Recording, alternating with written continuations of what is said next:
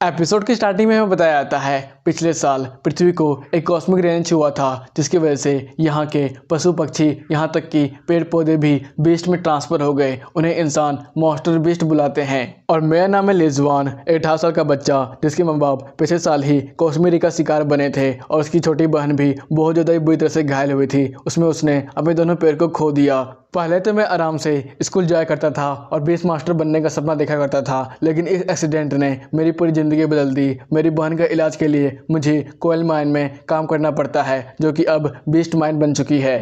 Background में एक news reporter बताते हुए कह रही थी अगले महीने ही बीस्ट मास्टर क्वालिफिकेशन एग्जाम होने वाला है और हमारे साथ है हमारे सिटी की famous beast master super star, जो कि अभी एस रैंक की बीस्ट मास्टर बनी हुई है। अब बताइए हेली, आखिरकार इस बीस्ट मास्टर क्वालिफिकेशन एग्जाम में क्या क्या बदलाव आएंगे। मैम, आपको तो पता ही होगा इन दिनों बीस्ट मास्टर बनना कितना ज़्यादा मुश्किल होता जा रहा है। हमें बीस्ट मानर के द्वारा जो भी एट्रीब्यूट क्रिस्टल मिलते हैं वो तो बहुत ज़्यादा ही कम हो चुके हैं और सेम तरह के एट्रीब्यूट मिलना ये बहुत ज़्यादा ही मुश्किल हो गया है। आपको पता ही होगा ये हाल फिलहाल दिनों में बहुत ज़्यादा मात्रा में बीस्ट मानर मारे जा रहे हैं। मुझे तो लगता है एक डेमोनिक टेक्निक भी इस्तेमाल हुई है, जिसके द्वारा वो लोग अपने बीस्ट को और भी ज़्यादा स्ट्रॉन्ग बनाते जा रहे हैं। जितना मुझे अभी तक रिसर्च के द्वारा पता चला है ये कोई इमोशंस या फिर फीलिंग के द्वारा ही हो सकता है।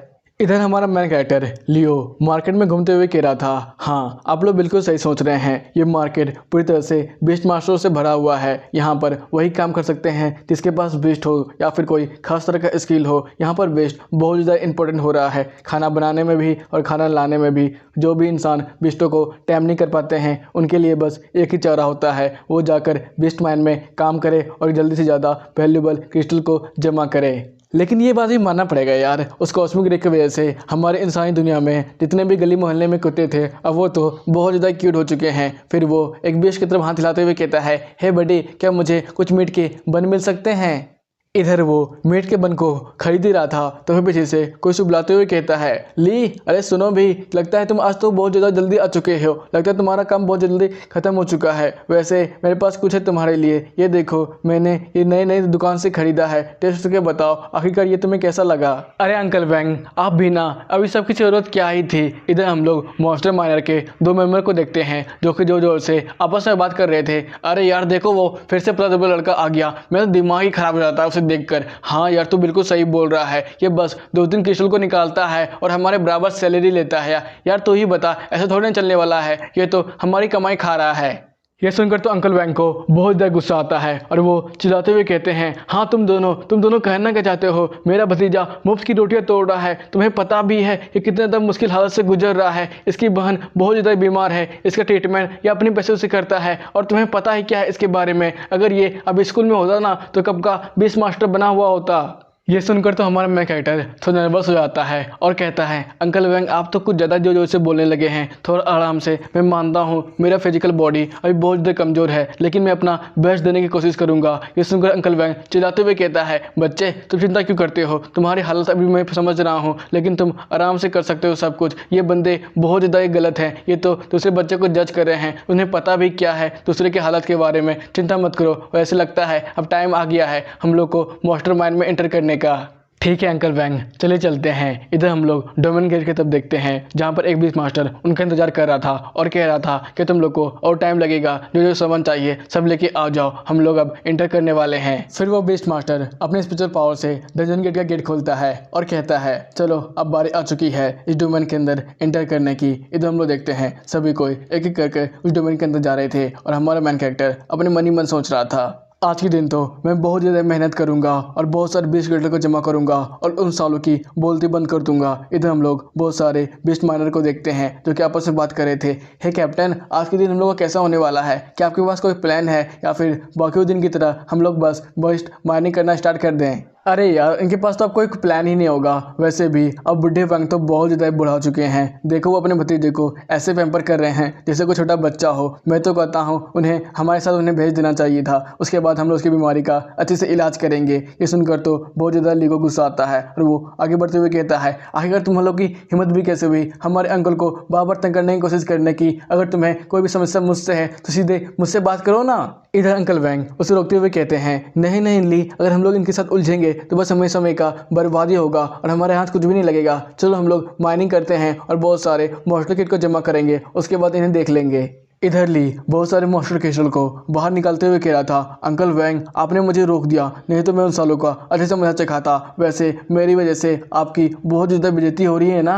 नहीं नहीं बच्चे, तुम इन सब बातों की चिंता मत करो। आज हम लोग तो बहुत सारे मास्टर केशल को बाहर निकालेंगे और उन सालों को दिखा देंगे। क्या? हाँ हाँ अंकल, मैं भी ऐसा ही करने बारे में सोच रहा हूँ। पूरे घंटे बीत जाते हैं और हमारा ली बहुत ज़्यादा थक चुका था, लेकिन वो फिर भी माइनिंग किए जा रहा था। इधर ली के दिमाग में बस एक ही बात चल रही थी, नहीं नहीं मैं भी हार नहीं मान सकता हूँ और अपने अंकल को दोबारा झुकने नहीं दूंगा। मुझे मुझे भी और माइनिंग करनी होगी। इधर वो माइनिंग किए जा रहा था, तभी अचानक पीछे से किसी के चीखने की आवाज आती है। ये देखकर तो ली पीछे मुड़ता है और कहता है, अंकल अंकल ये सब क्या है। फिर अंकल वैंग भी बाहर की तरफ भागते हैं और दूसरे माइनर से पूछते हैं, आखिर यहाँ पर चल क्या रहा है। ये देखकर वो माइनर डरते हुए कहता है, कैप्टन कैप्टन यहाँ पर तो मर्डर कर दिया गया है, वो भी बीस्ट मास्टर के द्वारा। इधर बीस्ट मास्टर का ब्लडथर्स्टी वुल्फ किसी माइनर को खा रहा था और बीस्ट मास्टर सबको बहुत ज्यादा डरावने अंदाज में घूर घूर के देख रहा था। ये जब देखकर तो बहुत ज्यादा डर चुके थे दूसरे माइनर। तभी कुछ माइनर आवाज उठाते हुए कहते हैं, हे बीस्ट मास्टर, क्या तुम अपने बेस्ट को संभाल के रख पाते हो? देखो उसने एक माइनर को कितनी बुरी तरह से घायल कर दिया है और तुम वहां पर खड़े खड़े क्या कर रहे हो? जल्दी से इमरजेंसी टीम को बुलाओ और हमारी मदद करो। क्या? और अपने बेस्ट को अपने पास रखो। फिर बीस्ट मास्टर अपने बाल को सहलाते हुए कहता है, अरे अरे माइनर्स, तुम लोग चिंता क्यों करते हो? मेरा ब्लडथर्स्टी वुल्फ बहुत ज्यादा भूखा है, तुम सबको खाकर वो डकार भी नहीं मारेगा, है ना ब्लडथर्स्टी वुल्फ? जाओ इन सब पे अटैक करो और सबको ढेर कर दो। इधर वो ब्लडथर्स्टी वुल्फ सीधे माइनर के ऊपर अटैक करते हुए उन्हें मारने लगता है। ये सब नजारा देखकर तो माइनर बिल्कुल ही डर जाते हैं। वो तो डंजन के डोमेन से भागने की अपनी पूरी कोशिश कर रहे थे, लेकिन वो वहां से निकल नहीं पा रहे थे और सब लोग बहुत ज्यादा डरे हुए थे। ये सब देखकर ली को कुछ भी समझ में नहीं आ रहा था, आखिर ये बीस्ट मास्टर ऐसा क्यों ही कर रहा है। फिर लेन को याद आता है, आज सुबह की न्यूज रिपोर्टिंग में लेना ने उन्हें बताया था बहुत सारे मास्टर बेस्ट ऐसे भी होते हैं जो कि इंसानों के नेगेटिव इमोशन से बहुत ज्यादा स्ट्रॉन्ग बन सकते हैं। वो आपका गुस्सा या फिर लालच भी हो सकता है। यह बात याद आते ही ली चौथे सही माइनर को शांत करते हुए कहता है, तुम लोग सब यहाँ पर शांत हो जाओ और जरा सा भी इमोशन प्रकट करने की कोशिश मत करो। ये बीस्ट मास्टर हमारे इमोशन के साथ खेल रहा है। जितना ज्यादा ही हम लोग गुस्सा का इमोशन प्रकट करेंगे, इसका बेस्ट उतना ज्यादा स्ट्रॉन्ग और खतरनाक बनता ही जाएगा। इसलिए मैं बोल रहा हूँ, सब लोग एक झुंड बनाते हैं और चुपचाप वहां पर खड़े हो जाते हैं। ये बात सुनकर तो सही माइनर बहुत ज्यादा परेशान थे और अपने मन ही में सोच रहे थे कि बच्चे क्या पागल हो गया है, हम लोग इसे डरेंगे नहीं तो क्या ही कर पाएंगे। ये बात सुनकर बीस्ट मास्टर हंसते हुए कहता है, मान गए बच्चे, तुम दिखने में बस कमजोर हो, तुम्हारा दिमाग तो बहुत ज्यादा तेज है। चलो मैं तुम लोग को अब 2 मौका देता हूँ, तुम लोग ग्रुप बनाकर मेरे ब्लडथर्स्टी वुल्फ से लड़ने वाले हो या फिर दूसरा मेरा ब्लडथर्स्टी वुल्फ तुम लोग को एक साथ ही मार देगा। हाँ हाँ, एक तीसरा चांस भी है, अगर तुम लोग एक दूसरे को मारकर जो भी बचोगे मैं उन्हें जाने दूंगा और जो भी ब्रेड एनर्जी मुझे मिलेगी इससे मेरा बेस्ट आराम से इवॉल्व कर जाएगा। ये ऑफर सुनकर सभी माइनर एक दूसरे की शक्ल देखने लगते हैं। ये देखकर लियो अपनी मनी में सोच रहा था, मैंने अगर जल्दी कुछ नहीं किया तब तो ये लोग बीस्ट मास्टर के बिछाए हुए जाल में आसानी से फंस जाएंगे और एक दूसरे को मारकर यहाँ पर लाशों का ढेर कर देंगे। लेकिन मैं कर भी क्या कर सकता हूँ। तभी वो बीस्ट मास्टर के हाथों की तरफ देखता है जहाँ पर एक टैटू बना हुआ था किसी क्रिमिनल ऑर्गेनाइजेशन का। इसे देखकर वो कहता है, ये क्या हंटर ग्रुप से बिलोंग करता है, मतलब कि ये क्रिमिनल है। तभी बीस्ट मास्टर बहुत ज्यादा डरावना अंदाज में कहता है, जल्दी करो, मैं इतना ज्यादा देर इंतजार नहीं कर सकता हूँ। मैं 5 गिनता हूँ, अगर तुम लोग जल्दी से एक दूसरे को मारना स्टार्ट नहीं किए तो मेरा ब्लडथर्स्टी वुल्फ सीधे तुम लोग पर अटैक कर देगा। 5 4 3 2। इधर लियो सबको शांत करते हुए कहता है, तुम लोग मेरी बातों का विश्वास करो, ये एक इंसान अच्छा आदमी नहीं है और हम लोग सबको मिलकर इसके साथ नहीं लड़े तो ये पक्का हम सबको मार देगा। तभी अचानक लियो के ऊपर पीछे से अटैक कर देता है। ये देखकर लियो बहुत ज्यादा चौंका हुआ था और गुस्साते हुए कहता है, अबे पागल हो क्या तुम लोग मुझे क्यों मार रहे हो? तुम्हें नहीं समझ में आ रहा है, हमें उसे मारना है। जैसे वो पीछे मुड़ता है तो वहाँ ऊपर अंकल वैंग को देखता है और कहता है, अंकल वैंग आपने मुझे मारा। इधर अंकल वैंग बहुत ज्यादा बुरी तरह से डरे हुए थे और डरते हुए कह रहे थे, लेन मुझे माफ करना, लेकिन तुम इसका अंजाम मुझ पे नहीं थोप सकते हो और वैसे भी मैंने तुम्हारी बहुत ज्यादा मदद कर दी है, अब वक्त आ गया है उसका पे बैक करने का। तुम्हारे पास तो ना ही कोई फैमिली है ना ही बच्चे, अगर तुम यहाँ पर मर भी जाते हो तुम्हारे पास कोई रिस्पॉन्सिबिलिटी नहीं है। लेन तुम यहाँ पर मर जाओ, वैसे भी मुझे इस ब्लडथर्स्टी वुल्फ से नहीं हराना है और ना ही इस बीस्ट मास्टर को मैं मार पाऊंगा। लेन तुम्हें ही मरना होगा, लेन बस मर जाओ यहाँ पर। ये देखकर तो लैन बहुत ज़्यादा कंफ्यूज था और पीछे मुड़ते हुए कहता है, अंकल वैंग आपने भी वही किया जो दूसरे लोग करना चाहते थे। अंकल वैंग आपने भी अपना चेहरा दिखाई दिया ना। फिर वो उसके ऊपर अटैक करते हुए कहता है, आखिरकार मेरी बहन का ख्याल कौन रखेगा। फिर वो अटैक करने ही वाला था, तभी अंकल वैंग अपने फुहारे से उसके ऊपर अटैक करते हुए कहते हैं, बच्चे मैंने एक बार कह दिया ना मर जा, तो चुपचाप मर जा। तभी वो दूसरे माइनर के साथ बात करने लगते हैं। ये देखकर लैन कहता है, लगता है बहुत ज़्यादा लेट हो चुकी है। फिर माइनर एक दूसरे की तरफ देखते हैं और एक दूसरे को ही मारना काटना स्टार्ट कर देते हैं। ये देखकर तो बीस्ट मास्टर हंसते हुए कहता है, हाँ मारो, एक दूसरे को मारो और भी ज्यादा नेगेटिव इमोशन क्रिएट करो, तब ना मेरा बीस्ट और भी ज्यादा स्ट्रांग बन जाएगा। मुझे लगा नहीं था इतना ज्यादा भी स्ट्रांग एनर्जी निकलेगा इन सब के अंदर से। अगर मैं इन सबको एक एक करके मारता फिर भी इनके अंदर से इतना ज्यादा नेगेटिव इमोशन नहीं निकलता। सचमुच ये तो काफी है मेरे लिए। कुछ ही देर में वो बीस्ट मास्टर वहां से चला जाता है। सभी माइनर ये देखकर चैन की सांस लेते हैं और अपने कैप्टन से पूछते हैं, कैप्टन अब हमें क्या करना चाहिए। फिर कैप्टन सभी लाशों की तरफ देखते हैं और कहते हैं, हम लोग अब क्या ही कर सकते हैं, जल्दी से सभी माइनर को एक जगह पर जमा करो और ये बात फैला दो,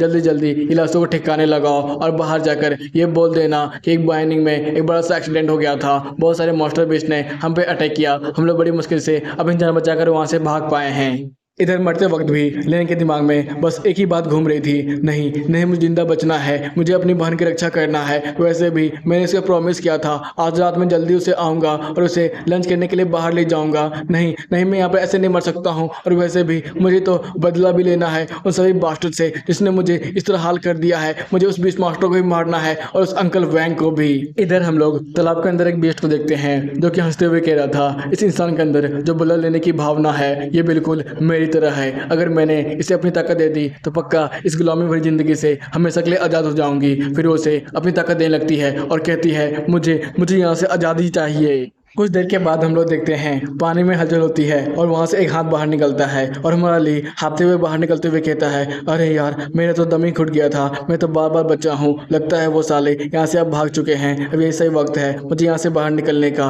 फिर वो एक स्ट्रॉबेरी कैट को बाहर निकलता है और हाँफते हुए सारे पानी को अपने पेट से बाहर निकाल रहा था और अपने मन ही मन सोच रहा था, मुझे कुछ भी समझ में नहीं आ रहा है, मैं अभी भी जिंदा क्यों हूँ। ये स्ट्रॉबेरी कैट ने क्या मेरी जान बचाई है, लेकिन जितना मुझे पता है स्ट्रॉबेरी कैट के पास किसी भी हीलिंग टाइप की एबिलिटी नहीं होती है, तो ये स्ट्रॉबेरी पेस्ट क्या कोई अलग है। तभी उसके सामने सिस्टम पॉपअप होता है। यह देखकर ली कहता है, क्या सिस्टम, ये कोई गेम पैनल लग रहा है, क्या मैं कोई गेम खेल रहा हूँ और यहाँ पर तो घोस्ट बेस्ड इवोल्यूशन सिस्टम लिखा हुआ है, क्या ये कोई इस तरीके का सिस्टम है। तभी उसका मिशन एक्टिवेट होता है और उसे बताया जाता है आपको इस स्ट्रॉबेरी कैट के साथ अपना ब्लड कॉन्ट्रैक्ट बनाना है। यह देखकर ली कहता है, क्या मुझे स्ट्रॉबेरी कैट के साथ ब्लड कॉन्ट्रैक्ट बनाना होगा, लेकिन मुझे बीस्ट मास्टर ही बनना था, तब ना जाकर मैं अपना बदला ले पाऊंगा, चलो इसके साथ कॉन्ट्रैक्ट बनाया जाए। फिर वो धीरे धीरे कर उसके साथ अपना ब्लड कॉन्ट्रैक्ट बनाने की कोशिश करता है। फिर ली स्ट्रॉबेरी कैट के साथ अपना ब्लड कॉन्ट्रैक्ट बनाने की कोशिश करता है और अपने मन ही मन सोच रहा था, अगर मैंने सक्सेसफुली इसके साथ ब्लड कॉन्ट्रैक्ट बना लिया तो मैं भी बीस्ट मास्टर कहलाऊंगा ना। इधर हम लोग मियाँ को देखते हैं जैसे कि पसीने आ रहे थे और वो उठते हुए लेन को देखती है। इधर लेन उसे उठता हुआ देखकर कहता है, ओह लगता है तुम जग गई। इधर मियाँ तो बहुत ज़्यादा डर जाती है और पीछे मुड़ते हुए कहती है, हेठर की साले तुम्हें छूने की कोशिश कर रहा था, तुम्हें क्या कोई और लड़की नहीं मिली, तुम मेरा इज्जत के पीछे क्यों पड़ा हुआ है, रुक तेरे को बताती हूँ। फिर वो टेकेंडो फॉर्म में आते हुए कहती है, साला ठरकी तेरी तो मैं मुंह तोड़ दूंगी। फिर वो उसी तरफ अटैक करते हुए आगे बढ़ जाती है। इधर ली तो बहुत ज़्यादा परेशान था और उसे रोकने की कोशिश कर रहा था और कह रहा था, अरे यार रुक जा, मैं तुम्हारा मास्टर हूँ अब से, अरे रुक जा। इधर म्याओ ली के कान के पीछे एक जोरदार कंटा मारते हुए कहती है, बड़ा आया था मेरा मास्टर बनने वाला, परवट साला, मैं हूँ ही कमाल की म्याओ। इधर ली को तो कुछ भी समझ में नहीं आ रहा था क्योंकि उसने मियाँ के साथ अपना ब्लड कॉन्ट्रैक्ट पहले ही बना लिया था, लेकिन फिर भी मियाँ उसके बात नहीं मान रही थी। ये देखकर वो कहता है, अबे यार इस बिल्ली के साथ आखिरकार समस्या क्या है। इधर हम लोग मियाँ को देखते हैं जो कि फिर से टेकेंडो फॉर्म में आती हुई कहती है, लगता है ये बट साला मेरे एक झाप खाने के बाद भी इसका पेट नहीं भरा, ये फिर से मार खाना चाहता है। सेंसिटिव होता है, फिर से मॉन्स्टर माइनिंग का गेट चमकने लगता है और वहाँ से हमारा ली और मियाँ बाहर आती है। दोनों का हालत को देखकर आप समझ ही सकते हैं जॉन ने साथ क्या क्या किया होगा। इधर हम लोग देखते हैं कुछ लोग आपस में बात कर रहे थे, अरे यार लगता है डंजन गेट फिर से चमक रहा है, हमारा कोई आदमी तो नहीं आ गया, चलो जाकर देखते हैं। इधर लैन हलचल सुनकर तुरंत ही दीवार के पीछे छुप जाता है। अपने मन ही मन सोच रहा था, अगर इन्हें गलती से पता चल गया है कि मैं मारिंग जॉन से जिंदा सही सलामत आ चुका हूँ, तब तो ये सारा इंजाम मुझ पर ही थोप देंगे, मुझे यहाँ पर अभी छुपना पड़ेगा। इधर दो माइनर आपस में बात कर रहे थे। अरे यार, तुम्हें भी ऐसा लगा था ना कि डंजन गेट से कोई बाहर निकल रहा है? देखो यहाँ पर तो कोई भी नहीं है। हाँ यार, लगता है हम दोनों को एक साथ ही वहम आने लगे हैं, क्योंकि हम लोग बहुत ज़्यादा डर चुके हैं। अगर कोई भी डंजन गेट से बाहर आया तो हम लोग का क्या ही हो जाएगा। और वैसे कैप्टन हॉन्ग ने मुझे बोला था अगर कोई भी माइनर जिंदा सही सलामत वापस आता है तो उन्हें मार दे। वैसे भी हमारे कैप्टन हॉन्ग का तो बहुत सारे साथी मारे जा चुके हैं। क्या बताए यार, उस बीच मास्टर को तो मन कर रहा था हम लोग बहुत ज़्यादा बुरी तरह से मारे, लेकिन वो अचानक बीच मास्टर कहाँ पर गायब हो गया, किसी को पता नहीं चला। हाँ हाँ यार, मुझे भी कुछ समझ में नहीं आ रहा है आखिरकार हम लोग का क्या ही होगा आगे चलकर। छोड़ना यार, हमें तो ज़्यादा सोचने की जरूरत नहीं है। वैसे भी 5 घंटे बीत चुके हैं, कोई भी रीजन गेट से सही सलामत अभी तो जिंदा वापस नहीं लौटा है। अगर आएगा भी हम सबका खेल खत्म कर देंगे। कुछ देर के बाद हम लोग भी यहाँ से निकल लेंगे। ये सब सुनकर लैन वहाँ बैठे बैठे अपने मन ही में सोच रहा था, अंकल वैंग ये सब आपकी गलती है। अगर आपने सबसे पहले मेरे पर अटैक ना किया होता तो मैं बहुत सारे माइनर का अभी जान बचा पाता। ये सब आपकी गलती है। मन तो कर रहा है मैं अपने हाथों से ही अंकल वैंग को मार डालूं, लेकिन मैं अब क्या ही कर सकता हूँ। ये सब बोल बोल कर वो अपने घर की तरफ जा रहा था। वहां जाकर तो लैन को कुछ भी समझ में नहीं आ रहा था, क्योंकि आसपास के लोग सब कोई बाहर ही थे। वो एक आंटी से पूछता है, आंटी अब मुझे कुछ बता सकती है क्या, यहाँ पर क्या चल रहा है? अचानक सभी लोग बाहर क्यों निकले हुए हैं? आंटी लैन को देखकर तो बहुत ज्यादा चौंकी हुई थी और चिल्लाते हुए कहती है, लैन तुम क्या सही सलामत हो? मुझे लगा था तुम भी आग में जलकर अभी तक मारे जा चुके होगे। तुम्हें पता भी है तुम्हारा घर पूरी तरह से आग में जल रहा है। मैंने एम्बुलेंस को फोन कर दिया है, वो आती होगी और फाइटर भी आग बुझाने के लिए जल्दी आ रहे हैं। कि तुम्हारी बहन सैन कहाँ पर है? वो तुम्हारे साथ क्या बाहर नहीं गई थी? ये सुनकर लैंग को तो बहुत बड़ा शौक लगता है कि उसकी बहन अभी भी बाहर नहीं आई थी। फिर वो अपार्टमेंट की तरफ भागते हुए कहता है, सैनर मैं तुम्हें बचाने के लिए आ रहा हूँ। ये देखकर तो आंटी बहुत ज़्यादा घबरा जाती है और चिल्लाते हुए कहती है, लैन तुम कहाँ पर चले? तुम वहाँ पर आग से झुलस जाओगे। हम लोग तुम्हारी बहन को बचाने के लिए अपनी पूरी कोशिश करेंगे और फाइटर की टीम भी जल्दी यहाँ पर आते ही होगी। इधर लैन उस सबकी बात नहीं मानता है और सीधे अपने अपार्टमेंट का गेट ठटकाने लगता है और कहता है, सैनर तुम ठीक तो हो ना? तुम्हें मेरी आवाज़ सुनाई दे रही है? सैनर। तभी अंदर से किसी लड़की की खांसने की आवाज़ आती है, भैया आप आ गए, भैया मुझे बचा लीजिए। यह आवाज़ सुनकर तो लैन बिल्कुल शॉक हो जाता है और जल्दी से अपनी पॉकेट से चाबी निकालते हुए अपार्टमेंट का दरवाज़ा खोलने की कोशिश करता है और कहता है, सर तुम चिंता मत करो, मैं जल्दी तुम्हें बचा लूँगा। फिर वो पूरी कोशिश करता है, लेकिन अचानक अपार्टमेंट का दरवाज़ा खुल ही नहीं रहा था। वो बहुत ज़्यादा कोशिश कर रहा था, लेकिन फिर भी अपार्टमेंट का दरवाज़ा खुल ही नहीं रहा था। उसे तो बहुत ज़्यादा गुस्सा आ चुका था, आखिर दरवाज़ा खुल क्यों नहीं रहा है। फिर वो बहुत ज़्यादा गुस्से में आकर पूरे दरवाजे को ही तोड़ने लगता है और कहता है, जल्दी से खुल जा यार। लेकिन अपनी बहुत ज़्यादा कोशिश करने की वजह से लैन बहुत ज़्यादा दूर जगह गिरता है। ये देखकर वो कहता है, क्या दरवाज़ा खुल गया है और मेरी बहन अब बाहर आने लगी है। लेकिन जैसे ही वो दरवाजे की तरफ देखता है, दरवाजा तो नहीं खुला था, लेकिन उसके हाथ में पूरा लॉक ही उठ के आ गया था। ये देखकर वो कहता है, क्या अभी लॉक टूटना था? हे भगवान, आखिर मुझे किस समस्या में फंसा दिया आपने? मैं दरवाज़ा कैसे खोलूँ? फिर वो अपनी लाश से बाबा गेट के ऊपर मार जा रहा था और कह रहा था, भगवान के लिए प्लीज खुल जाओ यार। तभी अंदर से सैनर खांसते हुए कहती है, भैया आप चले जाइए यहाँ से और अपनी जान बचाइए, प्लीज़ भैया आप चले जाइए यहाँ से।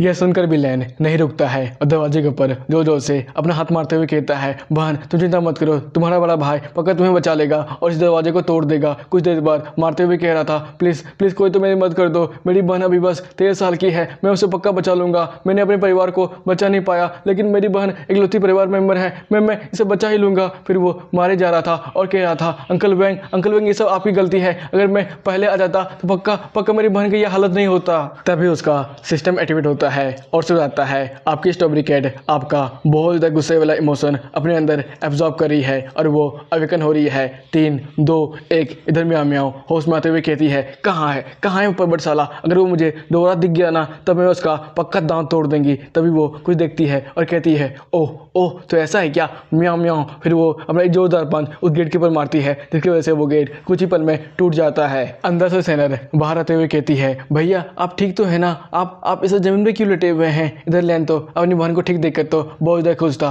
और कहता है, सैनर तुम ठीक हो ना? इधर म्याऊं अपने मन ही मन सोच रही थी, हाँ अब मेरी तारीफ करने की कोई भी जरूरत नहीं है, क्योंकि मैं हूँ ही म्याऊं। सेंसेट होता है अगले दिन की तरफ, जहाँ पर कुछ लोग आपस में बात कर रहे थे। अरे यार तेरे को पता है कल मैंने इस जंगल में एक फ्लेमी फॉक्स को पकड़ लिया। क्या बोल रहा है यार, सच्ची? हाँ यार, तो मैं भी कहाँ कम था, मैंने भी आइडो को पकड़ा है। ओहो यार, तू भी क्या इस जंगल में फिर से अपना किस्मत आजमाने के लिए आया है? हाँ यार, चलो मिलकर बहुत सारे बिस्टों को पकड़ते हैं।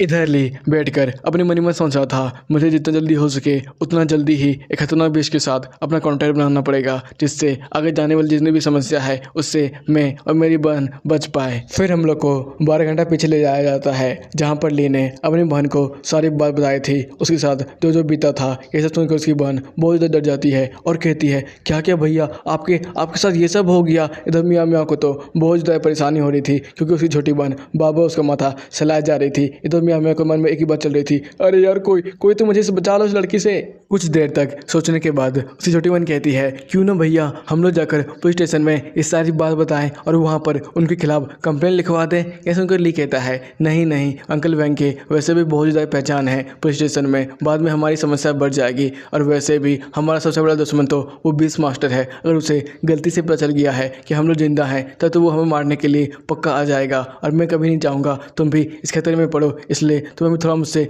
दूर रहना पड़ेगा। फिर हम लोग को प्रजन की तरफ दिखाया जाता है, जहाँ पर बहुत सारे बीस्ट मास्टर जंगल की तरफ बीस्टों को पकड़ने के लिए जा रहे थे। तभी कुछ लोग हमारे मैन कैरेक्टर को स्ट्रॉबेरी कैट के साथ देख लेते हैं और ये देखते ही जो जो सोचते हुए कहते हैं, अरे यार वहाँ पर देखो किसी गधे ने स्ट्रॉबेरी कैट के साथ अपना ब्लड कॉन्ट्रैक्ट बनाया है। हाँ यार एक नंबर का मूर्ख होगा ये आदमी, इसे पता ही नहीं है कि हम लोग पर ज़िंदगी में बस 2 ही बीस्टों के साथ अपना ब्लड कॉन्ट्रैक्ट बना सकते हैं, और इसने तो स्ट्रॉबेरी कैट के साथ बनाया है जो कि बस खा खा कर इसके माथे पर ही टट्टी करेगी। इधर ली बैठे बैठे आते जाते सभी बेस्ट मास्टर के बेस्टों को देखता है और अपने मन ही मन सोच रहा था, अरे यार ये सारे बेस्ट इतने ज़्यादा कमज़ोर क्यों हैं। फिर वो एक फ्लैमी हॉर्नबुल को देखता है जिसका लेवल बस 15 तक ही मैक्सिमम हो सकता है, उसकी एजिलिटी 22 थी। तभी वो एक आइस डॉग को देखता है जो कि एक आइस टाइप बेस्ट था और इवल होने के बाद आइस हॉर्न में बदल जाता। उसका लेवल मैक्सिमम 25 था और उसकी स्टैंड काफ़ी ज़्यादा थी। उसका एक रेयर एबिलिटी भी था, अगर वो पानी में किसी भी बेस्ट के साथ लड़ेगा तो वो उसे आसानी से जमा देगा। इधर वो एक रेविड के बारे में पढ़ता है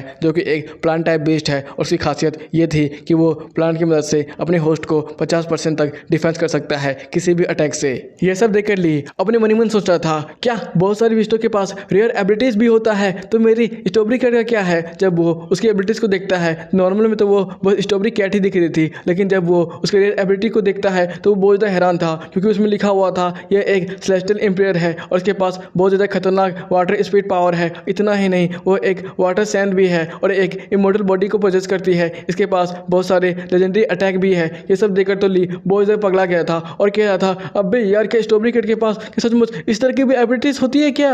इधर हम लोग एक बंदे को देखते हैं जो कि जंगल से भागते भागते आ रहा था और चिल्लाते हुए कह रहा था, भाग बद्दोबती भाग, नहीं तो तेरी आज जान पक्का निकल जाएगी। भागो भागो यारो, तुम लोग भी भागो, तुम्हें पता है यहाँ पर जंगल में एक सेकेंड रैंक का बेस्ट आ चुका है, जल्दी यहाँ से हमें भाग लेना चाहिए, नहीं तो हमारी जान पक्का जाने वाली है। ये बात सुनकर तो सब जगह शोर मच जाता है। कुछ लोग आपस में बात कर रहे थे, क्या सेकंड रैंक का बेस्ट, ये जंगल तो जितना मुझे पता है लो रैंक के बेस्टों से भरा हुआ है, क्या यहाँ पर सचमुच सेकंड रैंक का बेस्ट हो भी सकता है। तभी कुछ लोग उसके पास जमा हो जाते हैं और पूछने लगते हैं, भाई भाई बता, क्या तुझे सचमुच सेकंड रैंक का बेस्ट दिखा था क्या।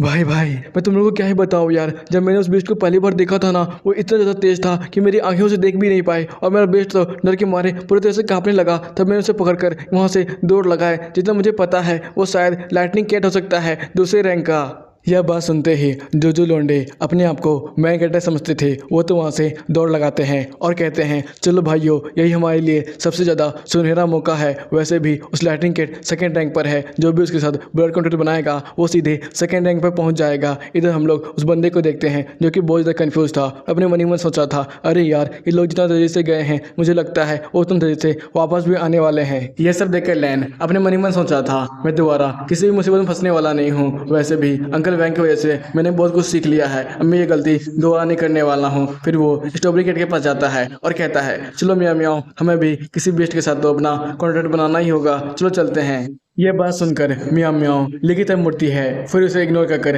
अपना खाना ठूसने लगती है। ये देखकर तो ली को बहुत ज़्यादा इरिटेशन होती है और वो अपने मन ही मन बोल रहा था, सबसे पहले मैं एक ऐसी बेस्ट ढूंढूंगा जो मेरी हर एक बात मानती हो। ये बिल्ली की हकीकत से समस्या है, मुझे पता ही नहीं चलता है और ये मेरी बात कभी नहीं मानती है। फिर वो उसे उठा कर कहता है, अरे यार भुक्कड़ बिल्ली, मैं तब से तुझे खिलाए जा रहा हूँ, अब चलो काम करने का वक्त आ गया है। फिर वो लोग जंगल के अंदर जा रहे थे, तभी मियाँ मियाँ यहाँ वहाँ कूदने उछलने लगती है। ये देखकर ली डर जाता है और डरते हुए कहता है, अरे यार मैं मानता हूँ ये लो रैंक के बेस्ट का एरिया है, लेकिन फिर भी बहुत ज़्यादा खतरनाक हो सकता है, हमें यहाँ पर संभल कर रहना चाहिए। इधर मियाँ मियाँ का तो एटीट्यूड ऊपर ही था, वो तो कह रही थी सब मेरे सामने चाय में पानी कम है, जो भी मेरे सामने आएगा मार खा के जाएगा। कुछ देर तक सीधा चलने के बाद ली बहुत सारे मकड़ी के जालों में फंस जाता है और कहता है, अरे यार रास्ते में अचानक ये मकड़ी के जाले कहाँ से आ गए। फिर वो उन सबको हटाते हुए आगे बढ़ा था, तभी वो देखता है एक बहुत बड़ी मकड़ी उसका शिकार करने वाली थी। ये देखकर वो कहता है, अबे यार ये मकड़ी मुझ पर अटैक क्यों कर रही है, ऐसे क्या हो गया है। जितना मुझे पता है कैंडी स्पाइडर तो वही नॉर्मल टाइप का बेस्ट होते हैं और जल्दी इंसानों के ऊपर अटैक नहीं करती है। क्या मैंने गलती से इसके किसी चीजें के ऊपर हाथ तो नहीं रख दिया। तभी उसका सिस्टम एक्टिवेट होता है और से बताता है, यह है कैंडी स्पाइडर जो कि अभी बहुत तक गुस्सेल मोड पर है। इसका एट्रीब्यूट एक प्लांट टाइप एट्रीब्यूट है। इसका अगला एवोल्यूशन स्पाइडर क्वीन पे होगा। अभी इसका लेवल 8 है और इसका रेयर टैलेंट ये है, ये किसी भी तरह के फेरी टाइप के बेस्ट को बहुत ज्यादा नुकसान पहुंचा सकती है। इधर ली वहां से निकलते हुए कह रहा था, मुझे नहीं पता आखिर ये बेस्ट इतना ज़्यादा गुस्से में क्यों है, लेकिन मुझे बस ये पता है कि हम दोनों अगर मिल भी जाएंगे ना तो इस बेस्ट को हरा नहीं पाएंगे। हमारे लिए बस यही अच्छा होगा, हम लोग जितना जल्दी हो सके यहाँ से निकल लें। इधर हम लोग मियाँ मियाँ को देखते हैं जो कि उसे अंगूठा दिखाते हुए कह रहा था, बड़ा है मुझसे लड़ने वाला, मैं तुझे घंटा मारूंगा ना, सही कहीं अगल बगल मरा हुआ बड़ा मिलेगा तो। ये देखकर तुली बहुत जोर से चिल्लाता है और कहता है, अबे यार मैं तो भूल ही गया था, मैं अपने कब्र को अपने साथ ले जा रहा हूँ। ये पागल औरत तू मुझे मरवाएगी क्या, चल चल भाग यहाँ से। इधर हम लोग स्पाइडर क्वीन को देखते हैं जो कि बहुत ज्यादा तेजी से उसकी तरफ आगे बढ़ ही रही थी। इधर मियाँ मियाँ तो उसकी बात नहीं मानती है और अपना लकी मैन का पंच उसके ऊपर देने के लिए तैयार हो जाती है। ये देखकर तुली बहुत ज्यादा डर जाता है और कहता है, ए फालतू बिल्ली, कभी तो मेरी बात मान ले, तुझे पता भी है वो स्पाइडर बेस्ट 8 रैंक पर है और तू अभी बस 5 लेवल पर है तो पक्का हार जाएगी। इधर हम लोग स्पाइडर क्वीन को देखते हैं जो कि उसके ऊपर पूरी तरह से रस्सी से बांध देती है। ये देखकर मियाँ मियाँ कहती है, नहीं नहीं ये सब तो चीटिंग है। इधर ली अपने मन ही मन सोचा था, फाइनली मुझे पता चल ही गया कि कोई भी बेस्ट मास्टर स्ट्रॉबेरी पैड रखना क्यों नहीं पसंद करता है, ये एक नंबर की बेकार होती है। इधर हम लोग स्पाइडर क्वीन को देखते हैं जो कि मियाँ मियाँ को काटने वाला था, तभी ली उसकी आंख पर अपना रेत फेंकते हुए कहता है, चल भाग भाग ली, नहीं तो तेरी पक्का लग जाएगी। कुछ दूर तक ली भागते हुए अपने मन ही मन सोच रहा था, अब तो स्पाइडर मेरा पीछे छोड़ ही देगी, लेकिन वो जैसे ही पीछे मुड़कर देखता है तो स्पाइडर अभी भी उसके पीछे ही पड़ी हुई थी। ये देखे वो कहता है, अबे यार अब तो मेरा पीछे छोड़ देना। इधर वो स्पाइडर उसका पीछा नहीं करती है बल्कि उसके ऊपर अटैक भी करना स्टार्ट कर देती है। ये देखकर ली अपना टांग फैला फैलाकर बाल बसता है और कहता है, अगर हम लोग इसी तरह भागते रहे ना तो पक्का पक्का मर जाएंगे। लेकिन तभी वो भागते भागते किसी खाई के पास चला जाता है और वहां से गिर जाता है और कहता है, अबे यार ये अचानक रास्ता कहाँ गायब हो गया। इधर तो स्पाइडर क्वीन खाई के अंतिम छोर पर आकर पता नहीं क्या क्या गाली दे रही थी, तभी उसके ऊपर अचानक वाटर से अटैक हो जाता है, जिसे देखकर वो झाड़ने की कोशिश करती है, लेकिन वो वाटर दे कर उसे पूरी तरह से जमाने लगता है। ये देखकर तो वो कुछ भी समझ नहीं पाती है और पूरी तरह से जम जाती है। तभी वहां से एक बंदा बाहर निकलता है और अपने मन ही मन सोचा था, आखिर यहाँ पर चल क्या रहा है। फिर वो बड़ी गुस्से भरी नजरों से हमारी म्याऊ म्याऊ और ली की तरफ देखता है। खाई पर से गिरने के बावजूद भी ली दीदी कर उठते हुए कहता है, अरे यार मुझे तो कहीं चोट भी नहीं लगी और ना ही मैं मरा हूँ, इस वक्त तो नहीं नहीं नहीं नहीं मैं कुछ ज़्यादा सोच रहा हूँ, लेकिन मैं थोड़ा कमर दर्द दे रहा है। आखिर मेरी मियाँ मियाँ कहाँ गई। फिर वो उसे इधर उधर देखने लगता है, तभी वो मियाँ मियाँ चिल्लाते हुए कहती है, अबे उठ जा गेंडे, अबे उठ जा गेंडे। इधर ली उठते हुए कहता है, अरे मियाँ मियाँ तुम मेरे नीचे क्या कर रही हो। फिर वो उसे गोदी में उठाते हुए कहता है, मियाँ मियाँ मुझे माफ़ करना, मैंने कहीं तुम्हें ज़्यादा चोट तो नहीं पहुँचा दिया। मियाँ मियाँ कुछ भी नहीं बोल रही थी। ये देखो सोचता है लगता है ये नाराज हो चुकी है। फिर वो बोलता है, देखो देखो ये जगह तो बहुत ज़्यादा मस्त है ना, यहाँ पर झरने नदी तालाब हर की चीज़ है, यहाँ पर हमें बहुत सारे नए नए बेस्ट भी मिलेंगे, चलो चलो ये जगह हम लोग घूमते हैं साथ मिलकर। शाम हो चुकी थी और मियाँ मियाँ ने ली का सारा गुस्सा अनगिनत बेस्टों से निकाला था। अभी भी वो एक शिप को मार रही थी और उसके ऊपर अपना सारा गुस्से का भड़ास निकाल रही थी। ये सब देखकर ली अपने मन ही मन सोच रहा था, अचानक इस जंगल के सारे बेस्टों को हो क्या गया है, इतने ज्यादा अग्रेसिव क्यों बिहेव कर रहे हैं और हम पर बार बार अटैक करने की कोशिश क्यों कर रहे हैं, मुझे तो कुछ भी समझ में नहीं आ रहा है। इधर हम लोग मियाँ मियाँ को देखते हैं जिसका एटीट्यूड अलग ही लेवल पे था। वो तो आराम से खड़ी थी और कह रही थी, बड़ी आए थे हम पे अटैक करने के लिए, इसका मैंने खेल खत्म कर दिया ना। इधर ली अपने मन ही मन सोच रहा था, अरे यार मैं जब से आया हूँ इसी तरह सारे बेस्टों का खेल खत्म कर रही है और बड़ी ही एटीट्यूड में है, मैं कुछ भी समझाने की कोशिश करूँ तो ये मुझे ही समझा देती है। फिर वो बहन की तरफ देखता है जो कि अनकॉन्शियस स्टेट पे थी, तभी उसका सिस्टम एक्टिवेट होता है और से बताता है ये अनकॉन्शियस स्टेट पे है लेकिन फिर भी बहुत ज़्यादा गुस्से में है। ये देखकर वो कहता है, रुको रुको 1 मिनट रुको, अगर कोई बेस्ट अनकॉन्शियस स्टेट में है तो गुस्से में कैसे रहेगी, मुझे तो कुछ भी समझ में नहीं आ रहा है कि ये वैली का प्रॉब्लम है जिसकी वजह से यहाँ पर सभी बेस्ट बहुत ज़्यादा गुस्से में है। तब तो मुझे यहाँ से जल्दी निकलना पड़ेगा, नहीं तो मेरी स्ट्रॉबेरी भी इसका शिकार बन जाएगी। फिर वो कहता है, चलो मियाँ मियाँ लगता है हमारा अब घर जाने का वक्त आ गया, तुम्हें तो अब बहुत ज़्यादा भूख लगी हो ना। ये सुनकर भी मियाँ मियाँ उसे इग्नोर कर आगे की तरफ बढ़ने लगती है। ये देखकर ली कहती है, अब भाई ये मत कहना कि ये मियाँ मियाँ पहले ही इन्फेक्टेड हो चुकी है, तब तो बहुत बड़ी तबाही आ जाएगी। ये मेरा बात पहले नहीं मानती थी, अब क्या घंटा मानेगी। फिर वो उसे मनाते हुए कह रहा था, मियाँ मियाँ मेरे प्यारी मियाँ मियाँ, मैं तुम्हें फिर मछली खिलाऊंगा, मछली बहुत सारे मीट भी खिलाऊंगा। मियाँ मियाँ तुम्हें सुना भी दे रहा है, चलो चलो अब घर जाने का वक्त आ गया है, वैसे भी मेरी बहन इंतजार कर रही है। कुछ ही देर तक उसका पीछा करने के बाद उसे एक वहां पर घर दिखता है। यह देखकर ली कहता है, अरे यार इतने घने जंगल में बिस्टों के बीच में कोई घर बनाकर कैसे रह सकता है। फिर वो वहां पर जाने लगता है और कहता है, मियाँ मियाँ तुम मुझे इसी घर के पास तो नहीं लाना चाहती थी। इधर मियाँ मियाँ उसी घर के अंदर जा रही थी। जैसे ही वो लोग घर के थोड़ा और करीब जाते हैं, वहां पर बहुत ज्यादा ही लाल धुआं आसपास फैलने लगता है। ये देखकर ली कहता है, अरे यार ये लाल कलर का धुआं, ये धुआं क्या है। तभी अचानक वहां से बहुत जोर से चीखने की आवाज आती है, बचाओ बचाओ प्लीज कोई मुझे बचा लो। ये आवाज सुनकर तो कुछ पल के लिए ली भी कांप उठता है और कहता है, ये आवाज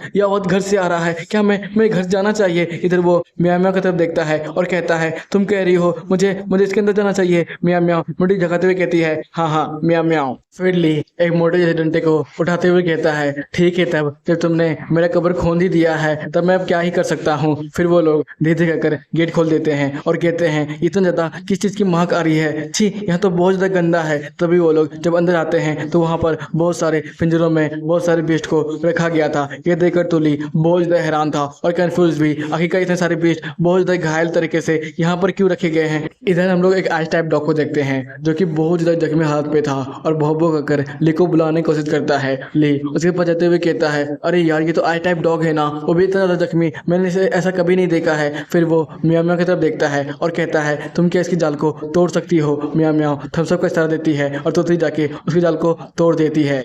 ये देखकर ली अपने मन ही मन सोचता है, फाइनली यार पहली बार मेरे मियाँ मियाँ ने मेरे बस एक बात बोलने पर ही मेरा काम कर दिया। मुझे विश्वास नहीं हो रहा है ये कभी हो सकता था। फिर वो उस डॉग के पास जाता है और उसे सलाते हुए कहता है, तुम क्या ठीक हो ना, तुम्हें कहीं ज़्यादा तो नहीं आई है, तुम क्या चल फिर सकते हो। फिर वो उसे उठाने की कोशिश करता है, तभी उसका सिस्टम एक्टिवेट होता है और सिर्फ बताता है, ये एक्सट्रीम कोल्ड डॉग बहुत ज़्यादा घायल है, इसके सारे एबिलिटी और लेवल भी नीचे गिर चुका है। यह सब देखकर ली अपने मन ही मन सोच रहा था, मुझे विश्वास नहीं हो रहा है कोई इस दुनिया में इस तरह का भी इंसान हो सकता है, इतना ज़्यादा क्रूअल, मुझे विश्वास नहीं हो रहा है। फिर वो अपने पॉकेट से एक हीलिंग टाइप का पोर्शन बाहर निकालता है और कहता है, यह एक बेसिक टाइप का हीलिंग पोर्शन है, शायद ये तुम पे काम कर दे। फिर वो आइस डॉग के पास जाने लगता है, जिसे देखकर आइस डॉग बहुत ज़्यादा डर रहा था। फिर वो उसे सलाहते हुए कहता है, चिंता मत करो, मैं तुम्हारी बस यहाँ पर मदद ही करूँगा। फिर वो उसे धीरे धीरे कर पिलाने लगता है और खड़ा होते हुए कहता है, यहाँ पर हर एक बेस्ट बहुत ज़्यादा बुरी तरह से घायल है या फिर मारा जा चुका है, जिसका डेथ ऑरा पूरी तरह से कमरे में फैल चुका है। मुझे विश्वास नहीं हो रहा है इस दुनिया में कि सचमुच इस तरह के भी लोग होते हैं जो इतना ज़्यादा बुरा काम कर सकते हैं। मुझे तो लगता है ये सब इविल ऑर्गेनाइजेशन का ही काम है, जो कि उस बीस्ट मास्टर ने जैसे हमारे सारे माइनर को एक दूसरे में ही आपस में मरवा कर अचानक गायब हो गया था और उसका बेस्ट इवॉल्व हो गया था, शायद ये सब उसी के द्वारा करवाया जा सकता है। इधर आइस डॉग ली का ध्यान अपनी तरफ आकर्षित करने के लिए उसके पैर को पकड़ने की कोशिश कर रहा था। तभी ले उसकी तरफ देखते हुए कहता है, अरे यार लगता है तुम तो बहुत ज़्यादा बिल्कुल ठीक हो चुकी हो, लगता है वो हीलिंग पर्सन कमाल का था, मैं तुम्हारे लिए एक और ला दूंगा पक्का, लेकिन लगता है तुम मुझे कहीं ले जाना चाह रही हो, कहाँ कहाँ, चलो मैं तुम्हारे पीछे आता हूँ। तभी वो आइस डॉग उसे बेसमेंट के पास ले जाता है, जिसे देखकर वो कहता है, क्या बेसमेंट, इस घर के नीचे क्या बेसमेंट भी था। फिर ली बेसमेंट का दरवाजा खोलते हुए कहता है, मेरा मन तो नहीं कर रहा है इस बेसमेंट के अंदर जाने का, क्योंकि पता नहीं एक अजीब सा ऑरा इसके अंदर से बाहर जा रहा है। फिर वो लाइट के द्वारा अंदर जाने की कोशिश करता है और कहता है, चलो देख ही लेते हैं यहाँ पर क्या चल रहा है। तभी वो उसके अंदर जाते हुए कह रहा था, लगता है यहाँ पर कोई अलग तरह का एक्सपेरिमेंट चल रहा है, चलो मैं देख ही लेता हूँ। इधर हम लोग देखते हैं मियाँ मियाँ को भी लगता है कोई उसे बार बार घूर घूर कर देख रहा है। तभी अचानक एक ब्लडथर्स्टी हाउंड उसके ऊपर अटैक करने के लिए आगे बढ़ता है, जिसे ली हमारे मियाँ मियाँ को बार बार बचाता है और कहता है, मियाँ मियाँ थोड़ा ध्यान से। इधर वो आगे बढ़ते हुए कह रहा था, अचानक ये ब्लडथर्स्टी हाउंड कहाँ से निकल गया। तो ये एपिसोड यहाँ पे खत्म होता है भाई लोग। अगर आपको अच्छा लगा हो लाइक सब्सक्राइब और एक कमेंट करना बिल्कुल भी मत भूलना, जल्दी से कमेंट करो और मुझे बताओ आपको ये एपिसोड कैसा लगा, मैं इसका नेक्स्ट पार्ट लाऊं या फिर नहीं। तो फिर मिलेंगे, बाय बाय, टाटा सायोनारा। इधर ब्लडथिर्स्टी हाउंड ली को देखकर बहुत ज्यादा गुर्रा रहा था। ये देखकर ली अपने मन ही में सोच रहा था, अरे यार ये तो ब्लडथिर्स्टी हाउंड है, वो भी दूसरे लेवल का बेस्ट। तभी उसका सिस्टम एक्टिवेट होता है और उसे बताता है यह है ब्लडथिर्स्टी हाउंड, जो कि अभी बहुत ज्यादा घायल है और इसका खून भी बहुत ज्यादा निकल रहा है। इसका एट्रीब्यूट अभी फायर टाइप है और ये इवॉल्व होकर एक्सप्लोसिव डॉग बन जाएगा। इसके पास बहुत सारी रेयर एबिलिटी भी है, जिसमें से एक है अगर ये अपनी लाइफ फोर्स का इस्तेमाल करता है तो किसी भी बीस्ट को बहुत ज्यादा हद तक घायल कर सकता है। हाँ, अगर ऐसी बात है तो इसने अभी तक हम लोग पर अटैक क्यों नहीं किया है। तभी उसकी नजर बीस्ट को बांधने वाली चिन्हों की तरफ जाता है। ये देखकर वो कहता है, ओह लगता है इस बीस्ट को किसी ने बांध कर रखा है, लेकिन ऐसा कौन ही कर सकता है, शायद ये इविल ऑर्गेनाइजेशन का ही काम होगा। तभी हम लोग आइस डॉग को देखते हैं जो कि उसकी तरफ दौड़ दौड़ जा रहा था। ये देखकर तो ली बहुत ज्यादा डर जाता है और कहता है, आइस डॉग थोड़ा संभल कर, ज्यादा उसके करीब मत जाना, नहीं तो तुम पर वो अटैक भी कर सकता है।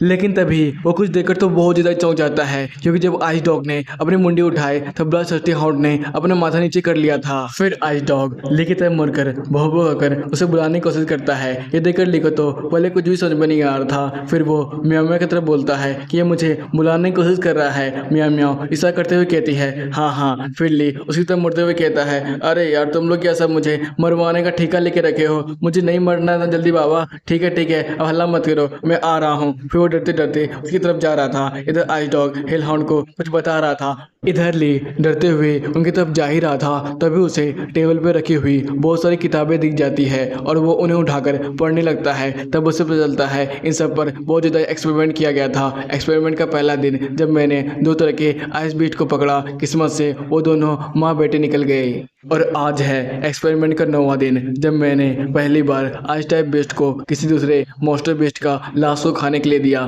पहले तो वो मना कर रहे थे, लेकिन मैंने बहुत ज़्यादा टॉर्चर किया, तब वो लोग भी उसे खाने लगे।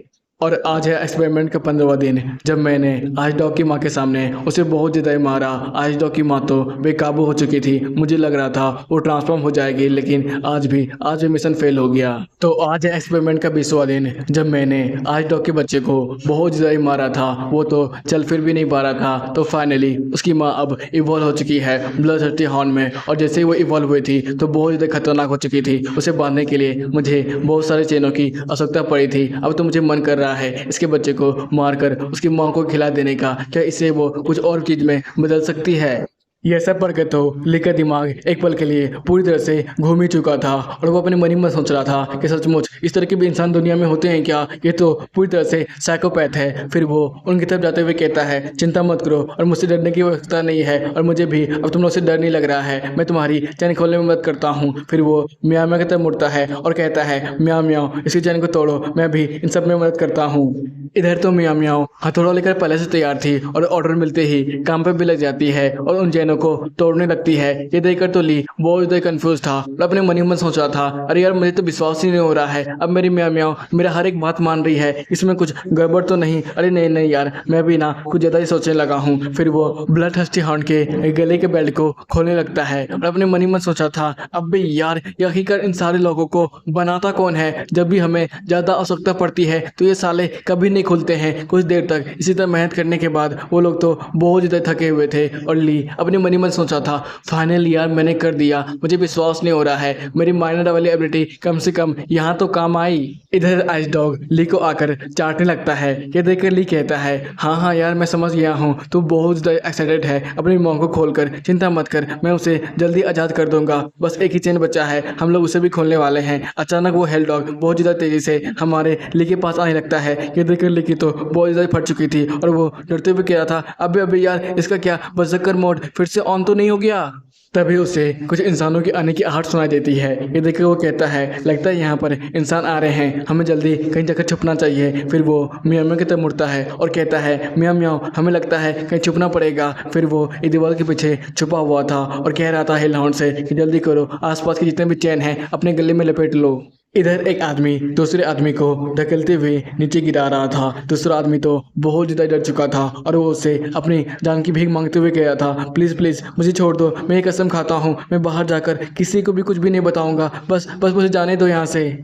यह सब देखकर तो ली को पहले कुछ भी समझ में नहीं आ रहा था और वो अपने मन ही मन सोच रहा था, ये तो वही बीस्ट मास्टर है ना जिसे मैंने जंगल में आते वक्त देखा था। ये इस तरह इस आदमी से भीख क्यों मांग रहा है? इधर वो आदमी हंसते हुए कह रहा था, अरे अरे रे, तुम चिंता क्यों करते हो? मैं इंसानों को कुछ भी नहीं करता हूँ। वैसे मुझे पसंद है बीस्ट, उन्हें टॉर्चर करने में तो बड़ा मजा आता है। इस आवाज को सुनकर ली पहचान जाता है और अपने मन मन कहता है, अरे यार, ये तो वही बंदा नहीं जो कि जंगल से भागे भागे आ रहा था और हमें बता रहा था उसने जंगल में 2 रंग का बीस्ट देखा है जो कि यहाँ हुआ तबाही मचा रहा है। ओ ओ ओ, मुझे सब समझ में आ गया है। इसी बंदे का ये सारा लेबोरेटरी है और ये बार बार लोगों को मना कर रहा था कि जंगल के बीचों बीच जाने से। फिर वो लड़का हंसते हुए कह रहा था, अरे हाँ, तूने ये कभी गौर नहीं किया क्या? तेरा आइस बीस्ट आज तेरी बात नहीं मान रहा था और बार बार अगल बगल बीस्टों के ऊपर लगातार अटैक किए जा रहा था। हाँ हाँ, मुझे भी कुछ भी समझ में नहीं आ रहा है, आखिरकार मेरे आइस बीस्ट ने ऐसा क्यों किया? तुम्हें क्या पता है? अरे अरे, लगता है तुम्हें तो कुछ भी नहीं पता है। मैंने पूरे जंगल में डेमोनिक एनर्जी फैला दी है जिसकी वजह से सारे बीस्ट बहुत ज़्यादा गुस्सेल मोड में आ जाएंगे और बार बार एक दूसरे पर ही अटैक कर सबका खेल खत्म कर देंगे। यह सुनकर ली अपने मन में सोचा था, ओह, अब मुझे समझ में आ गया है जंगल के सारे बेस्ट क्यों हम लोग पर अटैक कर रहे थे और जंगल में ये रेड कलर का ओरा क्यों फैला हुआ था। तभी वो बंदा कहता है, ठीक है, अब तुम्हारा वक्त आ गया है ऊपर जाने का, अब ज़्यादा कुछ मत जानो। ये सुनकर तो वो बंदा बहुत ज़्यादा डर जाता है और उससे अपनी जान की भीख मांगते हुए कहता है, प्लीज़ प्लीज़ मुझे जाने दो ना, मैं वादा करता हूँ तुम्हें बहुत सारे पैसे भी दूंगा और यहाँ तक कि पुलिस को एक शब्द भी नहीं बताऊंगा। लेकिन वो बंदा उसकी कोई बात नहीं मानता है और उसे मार देता है। ये सब सुनकर ली अपने मन ही मन सोचा था, जंगल में जितने भी बेस्ट मास्टर मरते हैं उसके बारे में बस यही बताया जाता है कि किसी खतरनाक बेस्ट ने उसे मार दिया होगा। पुलिस भी ये फाइल बंद कर देती है। इधर तो वो बंदा हंसते हुए कह रहा था, चलो ताज़ा ताज़ा मांस मुझे मिल चुका है अपने हिल हाउंड को खिलाने के लिए, इसे तो खाकर मेरे हिल हाउंड और भी ज़्यादा स्ट्रॉन्ग बन जाएगा। ये सुनकर ली अपने मन ही मन सोचा था, अरे यार, ये बंदा तो बिल्कुल क्रेजी है, मुझे ये भी नहीं पता इसके पास कितने तरह के खतरनाक बीस्ट हो सकते हैं, मुझे थोड़ा सावधान रहना पड़ेगा। फिर वो हिलहाउंड के पास जाता है और कहता है, यार, मैं तुम्हारे बेटे को लेकर बाहर जा रहा हूँ और वहाँ से रिफोर्समेंट को लाऊंगा और तुम्हें जल्दी बचा लूंगा, लेकिन उससे पहले तुम्हें इस बंदे का ध्यान अपनी तरफ आकर्षित करना पड़ेगा। तुम क्या ये कर सकते हो? ये सुनते ही हिलहाउंड उसके सामने जोर जोर से गुडराने लगता है। ये देखकर वो बंदा कहता है, अरे अरे रे, क्या हो गया तुम्हें? तुम्हारे लिए तो मैंने ताज़ा ताज़ा मांस का व्यवस्था किया है, लो लो इसे खाओ और भी ज़्यादा स्ट्रांग बन जाओ। ये सुनकर भी हिलहाउंड और भी ज़्यादा तेजी से गुडराने लगता है। ये देखकर वो कहता है, क्या हुआ? मैं तुम्हारे सामने एक आदमी को मार दिया, तुम्हें गुस्सा आने लगा है? चिंता मत करो, तुम्हें तो बहुत सारे आदमियों को मारना है, अभी बाद में हमें और भी ज़्यादा मजा आएगा। इधर ली चुपके चुपके से वहां से निकलने की कोशिश करता है, लेकिन जब वो सीढ़ियों के पास जाता है वहां पर एक बर्फ की दीवार थी जिसे छूकर वो कहता है, अरे यार, यहाँ पर ये बर्फ की दीवार कैसे आ गई? तभी वहां पर वो आइस डिमोनिक फ्लावर को देखता है और कहता है, ये भी तो सेकेंड रैंक का बेस्ट है, क्या इसने ही ये आइस का दीवार बनाया है? तभी वो बंदा सामने आते हुए कहता है, अरे लगता है मेरे आइस फ्लावर डीमन ने किसी इंसान को अपने जाल में फंसा लिया है। फिर वो उसके पास आते हुए कहता है, इसके साथ खेलने में तो बड़ा मजा आएगा। आइस डिमोनिक फ्लावर, इन दोनों के पैर को जमा दो। और इधर आइस डिमोनिक फ्लावर ऐसा ही करती है और उन लोगों को पैरों से जमाना शुरू कर देती है। ये देखकर तोली अपने मन ही मन कह रहा था, आखिर अब मुझे क्या करना चाहिए? इधर हम लोग उस बंदे को देखते हैं जो कि उन्हें सोचने का भी मौका नहीं देता है, अपने गन शॉट से उन सब पर फायर कर देता है। तभी एक एरो उन सबको लगने वाला था। ये देखकर तोली बहुत देर पहले से डर चुका था, अपने आइस डॉग को अपने बाहों में भरकर बचाने की कोशिश करता है। तभी उसके ऊपर एक जोरदार अटैक आता है, उसका एरो टूट जाता है। इधर तोली अपने मन ही में सोचा था, अरे यार, मैं कहीं स्वर्ग में तो नहीं आ गया? नहीं, पक्का नर्क में ही आया हूँगा। इधर हिलहाउंड एक जोरदार दहाड़ मारता है जिसकी वजह से वो बंदा तो पूरी तरह से डर के मारे काम जाता है। अपने मन में सोचता है, आखिर ये आजाद कैसे हो गया? तभी वो पीछे की तरफ देखता है जहाँ पर चैन खुला हुआ था। ये देखकर वो जोर से चिल्लाता है और कहता है, अबे बंदे, तू पागल है क्या? तुझे पता भी है अगर तूने कितना बड़ी गलती कर दी है? ये डॉग बहुत ज्यादा गुस्सेल मोड पर है, ये यहाँ पर किसी को भी नहीं छोड़ेगा। इधर तो ली ब्लडथर्स्टी हाउंड को देखकर तो चैन की सांस लेता है और कहता है, हाँ, यहाँ पर सबको छोड़ेगा, बस तुझसे ही अपना बदला लेगा। जाओ ब्लडथर्स्टी हाउंड, इसे मार दो। इधर तो ब्लडथर्स्टी हाउंड बहुत जोर से गुर्रा रहा था। ये देखकर तो उस बंदे की पूरी तरह से फट चुकी थी। वो तुरंत ही अपने आइस डिमोनिक फ्लावर को समन करता है और कहता है, जल्दी करो, जल्दी को उसे रोको और एक आइस का दीवार बनाने की कोशिश करो। इधर आइस डिमोनिक फ्लावर कुछ करता उससे पहले ही ब्लडथर्स्टी हाउंड उसे पूरी तरह से खा चुका था। ये देखकर तो उस बंदे की फिर से फट जाती है और वहां से भागते हुए कहता है, नहीं नहीं, लगता है मैं नहीं बचने वाला हूँ, मुझे यहाँ से निकलना होगा। इधर आइस डिमोनिक फ्लावर के मरते ही ली का पैर भी आजाद हो जाता है। ये देखकर ली कहता है, लगता है जब भी कोई बीस्ट अनकॉन्शियस होता है उसकी एबिलिटी भी खत्म हो जाती है। इधर वो बंदा भागते हुए पिंजरों के पास जाता है और वहां से सभी बीस्टों को आजाद करते हुए कहता है, जल्दी करो, उस ब्लडथर्स्टी हाउंड को मार दो, उसके बाद मैं भी तुम्हें आजाद कर दूंगा।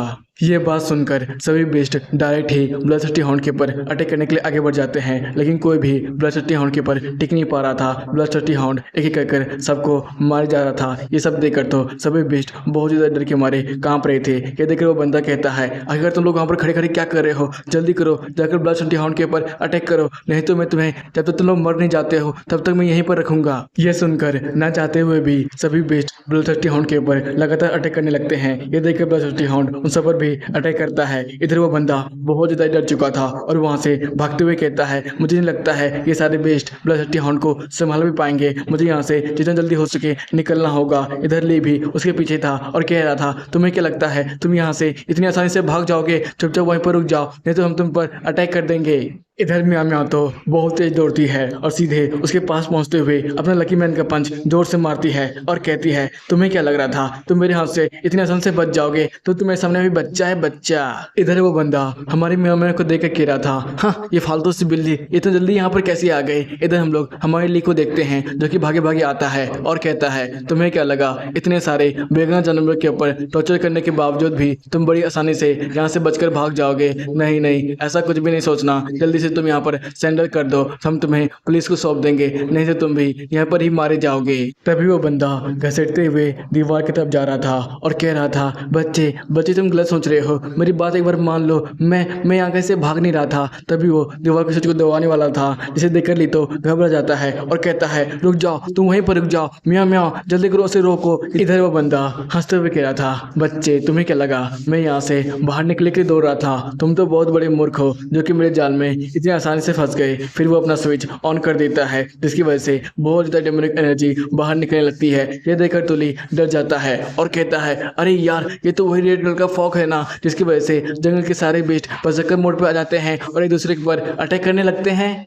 फिर ले तो जाकर उस बंदे का कॉलर पकड़ लेता है और कहता है, अबे साले तू कहीं पागल हो गया क्या, तेरे को पता भी है तूने कितनी बड़ी गलती कर दी है। इस डेमोनिक एनर्जी वजह से तो सारे बेस्ट अनकंट्रोल हो जाते हैं और एक दूसरे पर ही अटैक करने लगते हैं। हो सकता है यहाँ पर भी अटैक करे, तू भी क्या यहाँ पर मरना चाहता है। यह सुनकर वो बंदा कहता है, अरे किसने कहा मैं मरने वाला हूँ। फिर वो पीछे हटता है और कहता है, यहाँ पर बस तू ही मूर्ख है जो कि मरने वाला है, समझ गया। फिर ले सभी बेस्टों को देखता है जो कि बहुत ज्यादा बेकाबू ढंग से एक दूसरे के ऊपर अटैक कर रहे थे और ब्लडथर्स्टी हाउंड भी अब बहुत ज्यादा घायल हो चुका था और वो भी सभी बेस्टों के ऊपर अटैक कर खाने लगा था। ये देखकर तो ली बहुत ज्यादा डर जाता है और कहता है, लगता है शायद मेरे बेस्ट भी अब बेकाबू हो सकते हैं, मुझे जल्दी यहाँ से निकलना पड़ेगा। फिर वो अपने दोनों बेस्टों को लेकर वहां से जाने लगता है और कहता है, अगर ब्लडथर्स्टी हाउंड बहुत ज्यादा गुस्से में हो गया वो शायद हम पर भी अटैक कर सकता है। लेकिन तभी किसी बेस्ट ने ली के ऊपर अटैक कर उसके पैरों को जमा दिया था। ये देखकर ली पीछे मुड़ता है और कहता है, ये कौन है। तभी वो आइस डिमोनिक फ्लावर को देखता है जो कि मरने के हालात में थी, लेकिन फिर भी वो ली के ऊपर ही अटैक कर रही थी। तभी ब्लडथर्स्टी हाउंड की नजर ली की तरफ जाती है जो कि वहां से भागने की कोशिश कर रहा था, तो ही अपने पंजों से उसके ऊपर अटैक करता है। ये देखकर तो ली बहुत ज्यादा घबरा जाता है और अपने सभी बेस्टों को अपनी बाहों में भरकर उन्हें बचाने की कोशिश करता है। इधर हम लोग राइस डॉग को देखते हैं जो कि भौंभौ करता है, जिसकी मासूमियत देखकर तो फिर से ब्लडथर्स्टी हाउंड की नजर उसकी तरफ जाती है और उसका अटैक मुड़ जाता है और उनके पैरों की तरफ जाता है, जिसकी वजह से उनका सारा बर्फ टूट जाता है। ये देखकर ली अपनी मन में सोच रहा था, लगता है ब्लडथर्स्टी हाउंड पूरी तरह से बदसकर नहीं हुआ था, उसने अपने बेटे की आवाज एक बार में ही पहचान ली है। लेकिन तभी मियाँ म्याओ उसी कंधे से कूद जाती है। ये देखकर ली कहता है, अबे यार अब तुम परेशान करने लगी। इधर मियाँ म्याओ तो अपने फॉर्म में थी और कह रही थी, रुक तुम लोग को मैं अपने से ताकत दिखाती हूँ। फिर वो एक जोरदार पंच करती है और कहती है, ये देखो मियाँ म्याओ पंच, जिसकी वजह से पूरा घर ही टूट जाता है। ये देखकर तो वो बंदा भी एक पल के लिए डरा हुआ था। फिर ले उस बंदे के पास जाते हुए कहता है, अब तू बता तेरा क्या होगा कालिया। इधर तो वो बंदा मियाँ मियाँ को असली ताकत देखकर तो डर के मारे बुरी तरह से कांपते हुए कह रहा था, प्लीज प्लीज मुझे जाने दो, मुझे पता है मैंने ये सब गलत किया है, लेकिन मैं ये दोबारा काम अपनी जिंदगी में नहीं करूंगा, बस मुझे एक बार मौका दे दो। हाँ हाँ, मेरे पास बहुत सारे कुछ है तुम्हें देने के लिए, ये देखो ये सारे बहुत ज्यादा ताकतवर बेस्ट है, इन्हें ले लो, बस मुझे छोड़ दो, मुझे जाने दो। फ्रेंडली बड़े गुस्से अंदाज में कहता है, तुमने तो न जाने कितने सारे बेस्ट मास्टर को मार दिया होगा, और वो लोग भी इसी तरह तुम्हारे सामने भीख मांग रहे होंगे कि तुमने किसी की भी जान बख्शी थी, यहाँ तक कि तुमने उनके बेस्टों को भी मार दिया था ना। अब तुम कैसे सोच सकते हो कि मैं तुम्हारी जान बख्श दूंगा? रुको रुको, मेरी बात सुनो, बाहर में पुलिस है, अगर तुमने मुझे मारने की कोशिश की तो वो लोग पक्का तुम्हें जेल भेज देंगे, इसलिए मैं कह रहा हूँ बस मुझे यहाँ से जाने दो। तुम ठीक तो कह रहे हो, लेकिन एक दो बीस मास्टर अगर जंगल में मर भी जाते हैं तो ज्यादा किसी को भी फर्क नहीं पड़ता है। इधर उस बंदे को बहुत ज्यादा गुस्सा आ चुका था और वो चिल्लाते हुए कहता है, तू कमीना साला, तू मुझे पता है तू मुझे मारना ही चाहता है, मैं तुझे हर एक चीज ऑफर देने की कोशिश की, लेकिन तू मान ही नहीं रहा है। ठीक है तो इंतजार किसका कर रहा है, अब मुझे मार दे। इधर हम लोग हिलहाउंड को देखते हैं जो उसके ऊपर अटैक कर देता है और उसे खा लेता है। फिर ली मियाँ मियाँ की तरफ मुड़ता है और कहता है, चलो मियाँ मियाँ, अब हम लोग का यहाँ पर काम खत्म हो गया है, हम लोग यहाँ से निकलते हैं। तभी वो ब्लडथर्स्टी हाउंड उसके पैर को पकड़ लेता है और उसे अभी तब खींचता है। ये देखकर ली पीछे मुड़ता है और कहता है, क्या हुआ? तभी वो हिल हाउंड अपने आइस डॉग को उसकी तरफ भेज रहा था। ये देखकर वो कहता है, ओह, तो आप कहना चाहते हैं कि मैं आपके बच्चे का देखभाल करूं? ठीक है, मैं ऐसा ही करूंगा। तभी उसका सिस्टम एक्टिवेट होता है और उसे बताता है, ब्लडथर्स्टी हाउंड तो बहुत ज़्यादा घायल है, वो कुछ देर के बाद मरने वाला है, इसका इलाज नहीं है। ये देखकर ली आइस डॉग को सहलाता है और उसे अपनी गोद में उठा लेता है और कहता है, आप जरा सा भी चिंता मत कीजिए, इसे मैं अपने बच्चे की तरह पालूंगा और इसे बहुत ज़्यादा स्ट्रॉन्ग बनाऊंगा। इधर हम लोग आइस डॉग को देखते हैं जो कि ब्लडथर्स्टी हाउंड को देखे जा रहा था। ब्लडथर्स्टी हाउंड धीरे कर वहीं पर मर जाता है। इधर ली बाहर निकल जाता है और चलते हुए अपने मन ही मन सोच रहा था, अरे यार, मैंने एक बार अपना ब्लड कॉन्ट्रैक्ट तो बना लिया, लेकिन दूसरे बीस्ट के साथ ब्लड कॉन्ट्रैक्ट कैसे बनाते हैं ये तो मैंने कभी सीखा ही नहीं था। और वैसे भी ये बीस्ट तो अभी बहुत ज़्यादा ही घायल है और सो भी रहा है, चलो इसे तंग नहीं करते हैं और यहाँ से चलते हैं। फिर वो सिस्टम की तरफ देखता है जो कि उसका एवोल्यूशन तरीका बता रहा था, इसे बस 2-3 क्रिस्टल ही चाहिए था। जिसे देखकर ली कहता है, क्या बस एक एवोल्यूशन क्रिस्टल और 3-4 नॉर्मल ग्रेड के क्रिस्टल और एक आइस फ्लावर चाहिए, बस इतना ही? मतलब कि हमारे आइस डॉग को इवॉल्व करने में तो ज़्यादा खर्च नहीं पड़ने वाला है। लेकिन जब वो मियाँ मियाँ को इवॉल्व करने के बारे में सोचता है तो उसका पूरा दिमाग ही खराब हो चुका था, क्योंकि सिस्टम उसे बता रहा था इसे इवॉल्व करने के लिए एक इवोल्यूशन क्रिस्टल और 99 फायर क्रिस्टल, 99 आइस क्रिस्टल और 99 इलेक्ट्रिक क्रिस्टल की जरूरत पड़ेगी। ये देखे तो वो कहता है, अबे यार, इस बेकार की बिल्ली को इवॉल्व करने में इतने सारे रिसोर्सेज खर्च हो जाएंगे, मुझे तो लगता है मेरे सिस्टम में कोई बग आ गया है। फिर वो सारे बिस्टों को एक चट्टान के ऊपर रखकर अपने मन ही मन सोच रहा था, चलो ये लोग यहाँ पे आराम कर लेंगे और मैं भी थोड़ा देर आराम कर लेता हूँ। तभी दो बेस्ट मास्टर आपस में बात कर रहे थे, अरे यार, तुमने सुना फिर से क्रिस्टलों के दाम बढ़ने वाले हैं, बहुत सारे माइनर की माइनिंग में मौत हो गई है। क्या कह रहा है यार, सचमुच? अरे यार, ये क्रिस्टल के दाम भी ना आसमान छोड़े हैं, मुझे नहीं लगता है अब मैं ज्यादा इवोल्यूशन क्रिस्टल खरीद भी पाऊंगा। इधर ली अपने मन ही मन सोच रहा था, क्या फिर से माइनर बढ़ने लगे? फिर वो भागते हुए उनके पास जाता है और कहता है, अरे भाइयों, तुम लोग बात कर रहे थे किसी माइनर में बहुत सारे माइनरों की जान चली गई है, क्या तुम लोग मुझे कुछ बता सकते हो किस माइन में ऐसा हुआ है? अरे यार, तुम्हें क्या हो गया? तुम इतने ज़्यादा घबरा क्यों रहे हो? और वैसे भी बेस्ट माइनिंग में तो बहुत सारे लोगों की जान जाती रहती है। कल ही तो न्यूज में आया था, हमारे पास ही के एक माइन में बहुत बड़ा विस्फोट हुआ था और वहां पर बहुत सारे लोग मारे गए थे। सेंसिट होता है माइनिंग के डंजन में, जहां पर एक गेल हाउंड एक आदमी को दौड़ा रहा था और आदमी भागते भागते बोल रहा था, भाग बद्दो बद्दी भाग, आज तो तेरी जान पे आफत पड़ी है। इधर वो बेस्ट उस आदमी को पकड़ लेता है और खाने लगता है। फिर वो बेस्ट मास्टर हंसते हुए कह रहा था, वाह, मजा आ गया। फिर वो कैप्टन की तरफ मुड़ता है और कहता है, सौभाग्य से मैं तुम्हें उस दिन नहीं मारा था, इससे तो मेरा बहुत ज़्यादा फायदा हो रहा है। तुम हर रोज बहुत सारे माइनर को लाते हो और मुझे उन सबसे बहुत ज़्यादा एनर्जी मिलता है। इससे चलता रहा तो मेरा बेस्ट और एक बार इवॉल्व कर जाएगा। ये सुनकर वो कैप्टन झुकते हुए कहता है, सर, तब तो ये बहुत ज़्यादा ही खुशी की बात है। इधर वो बेस्ट मास्टर हंसते हुए कह रहा था, मांगो, अब मुझे बहुत ज़्यादा अच्छा लग रहा है, मैं तुम्हें कुछ देना चाहता हूँ तो मांगो, तुम्हें जो कुछ भी चाहिए बस मांग लो मुझसे। ये सुनकर वो कैप्टन फिर से झुकते हुए कहता है, सर मैं आपसे क्या ही मांगू, आपने तो मेरी जान बख्श दी है, यही बहुत होगा। और वैसे भी उस दिन तो आपने मुझे बहुत सारे क्रिस्टल भी दिए थे। बीस मास्टर अपने जेब से कुछ निकालते हुए कहता है, मुझे विश्वास नहीं हो रहा है, इतना आज्ञाकारी कुत्ता मुझे कैसे मिल गया। फिर वो कहता है, चलो कोई बात नहीं, ये रख लो, ये हमारे इविल ऑर्गेनाइजेशन ने खुद अपने हाथों से बनाया है, इसमें हम लोग बहुत ज़्यादा खतरनाक बेस्टों को कैद कर सकते हैं, ये तुम्हारी मदद करेगा कभी।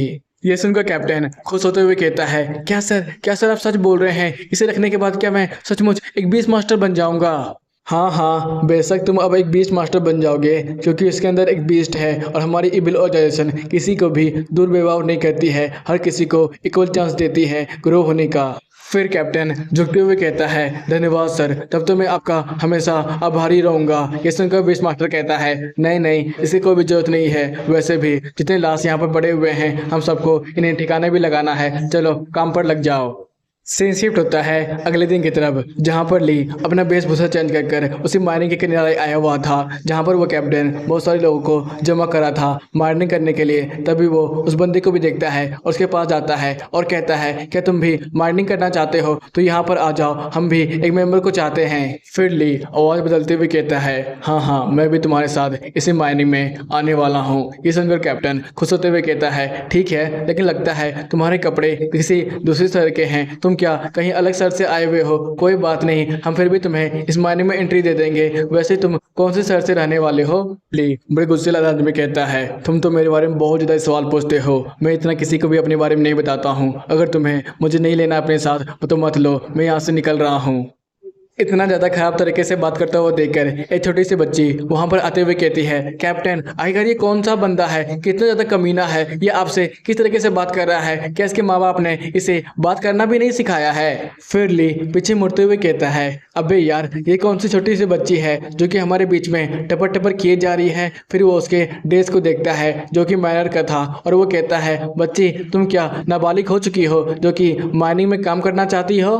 यह सुनकर वो लड़की गुस्से में जाती है और चिल्लाते हुए कहती है, बच्चा को तुम्हारा खंभू और मुझसे जमात समाज के बात करना समझाना, नहीं तो तेरा मैं मुंह तोड़ दूंगी। तभी कैप्टन सबको बुलाते हैं और कहते हैं, हम लोग जल्द ही माइनिंग के अंदर जाने वाले हैं, इसलिए मैं सबको एक बार गिन लेता हूँ। फिर वो सबको काउंट करने लगते हैं। इधर वो लड़की अपने मन ही मन सोच रही थी, आजकल बहुत सारे लोग मायने में मारे जा रहे हैं, इसलिए मैं यहाँ पर आई हूँ पता करने के लिए आखिरकार मायने में क्या हो रहा है, जिसकी वजह से इतने सारे माइनर मारे जा चुके हैं। और वैसे भी मैं कोई छोटी बच्ची नहीं हूँ, ये बात मैं अपने सारे बड़े ऑफिसर को दिखा दूंगी, मैं भी अकेले किसी मिशन को कर सकती हूँ। एडली अपने मन ही मन सोचा था, लगता है ये छोटी सी बच्ची पहली बार किसी माइनिंग के अंदर जा रही है, इसलिए तो इतना ज़्यादा नर्वस है। फिर कैप्टन चिल्लाते हुए कहता है, ठीक है अब हम लोग जल्द ही माइनिंग एरिया में जाने वाले हैं, इसलिए सबको तैयार हो जाओ। फिर वो लोग एक एक कहकर माइनिंग एरिया में जाने लगते हैं। इधर ली के दिमाग में बस एक ही बात चल रही थी और वो कह रहा था, अंकल वैंग जैसा मैं सोच रहा हूँ बस आप वैसा ना कीजिएगा, नहीं तो आप बहुत ज़्यादा बुरा फंसने वाले हैं। फिर कैप्टन एक फायर क्रिस्टल को अपने पास से बाहर निकालते हैं और कहते हैं, देखो ये फायर क्रिस्टल मुझे इसी माइनिंग से मिली है और मुझे पता है यहाँ पर बहुत सारे फायर क्रिस्टल हो सकते हैं, इसलिए सब कोई खोजो और तुम्हें भी बहुत सारे फायर क्रिस्टल मिलेंगे। और वैसे तुम लोग दो का ग्रुप बनाना और हाँ याद रखना, अगर कुछ भी इंसिडेंट होता है तो सीधे जोर जोर से चिल्लाना और हमें बुला लेना। इधर सब लोग एक दूसरे से आपस में बात करते हुए टीममेट बना रहे थे। तभी हम लोग छोटी सी बच्ची को देखते हैं जो कि धीरे धीरे कर वहां से आगे बढ़ रही थी, इसे कोई भी पूछ भी नहीं रहा था, ये बहुत ज़्यादा मायूस थी। तभी वो ली को देखती है, ली भी अकेले खड़ा था, वो उसके पास जाती है और कहती है, तुम भी क्या अकेले हो, तुम मेरे साथ टीममेट बनाना चाहोगे?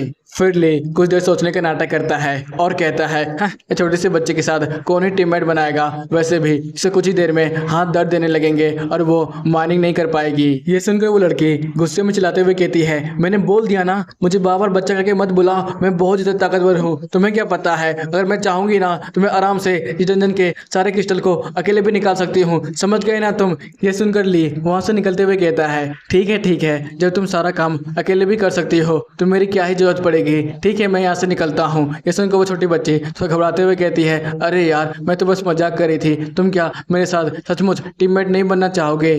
फिर ली मुड़ते हुए कह रहा था, हाँ यार मैं तुम्हारा टीममेट बनूंगा, हाँ बस एक बात याद रखना, कभी भी उस कैप्टन के पास ज़्यादा नजदीक आने की कोशिश मत करना। यह सुनकर लड़की कहती है, क्यों, क्या हुआ? वो कैप्टन क्या बुरा आदमी है? वैसे तुम क्या कुछ जानते हो उसके बारे में? फिर ली मुड़ते हुए कहता है, नहीं नहीं नहीं, मैं तो बस तुम्हें सलाह दे रहा था, अगर तुम्हें लेना है लो, नहीं तो तुम्हारी मर्जी। फिर हम लोग कुछ देर के बाद देखते हैं जहाँ पर वो छोटे से बच्चे ने एक फायर क्रिस्टल को बाहर निकाल लिया था और अपना पसीना पोंछते हुए कह रही थी, अरे यार बहुत ज़्यादा मुश्किल था, मैंने बड़ी मुश्किल से इस फायर क्रिस्टल को फाइनली बाहर निकाल ही लिया। मुझे पता नहीं था माइनर के काम इतना ज़्यादा मुश्किल हो सकता है, इसे तो मेरे पूरे हाथ पैर दर्द देने लगे हैं। फिर ली एक पानी का बोतल ले जाकर उसे देने लगता है और कहता है, लगता है तुम तो बहुत ज़्यादा थक चुकी हो, लो लो इसे पी लो, अपना प्यास बुझाओ। तभी उसे जोरदार चीखने की आवाज़ सुनाई देती है, जिसे सुनकर तो दोनों ही बहुत ज़्यादा चौंक जाते हैं और पीछे मुड़ते हुए कहते हैं, क्या हुआ? ये चीखने की आवाज़, ये आवाज़ कहाँ से आ रही है? फिर वो लोग भागते हुए आवाज़ का पीछा करते हैं। जब वो लोग वहाँ पर पहुँचते हैं तो बहुत ज़्यादा हैरान थे, क्योंकि वहाँ पर सभी लोगों को एक बहुत बड़ा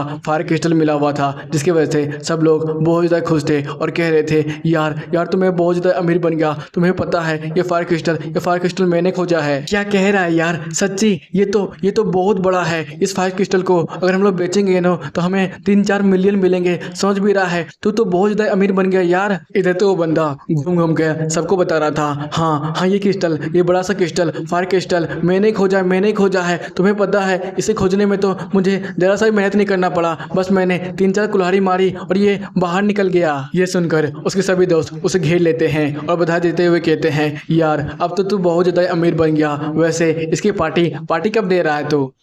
हाँ यार पक्का, पैसे तो आने दो, उसके बाद तो बस पार्टी पार्टी चलेगी। इधर कैप्टन फायर क्रिस्टल को देखकर धीरे धीरे कर आगे बढ़ रहा था और अपने मन ही मन सोचा था, ये फायर क्रिस्टल तो सचमुच कुछ ज़्यादा ही बड़ा है। अगर मैं इसे म्यान मार्केट में बेचूंगा तो मुझे 4-5 मिलियन आराम से मिल जाएंगे, लेकिन मैं अगर इसे इविल ऑर्गेनाइजेशन में बेचूंगा तब तो वहाँ से मुझे 10-20 मिलियन आराम से मिल जाएंगे।